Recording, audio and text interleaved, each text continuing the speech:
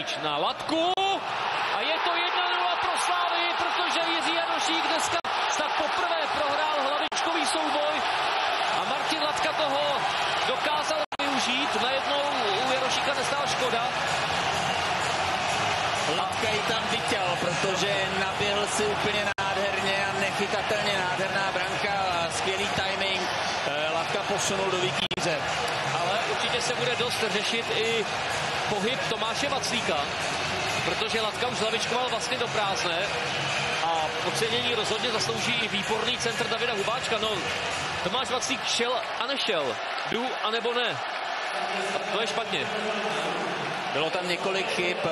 Vaclík bych řekl, že špatně vyběhl a Jirka Jarošík pozdě reagoval a nebyl v kontaktu s Latkou. A ten toho skvěle využil. To není snadné beze strachu.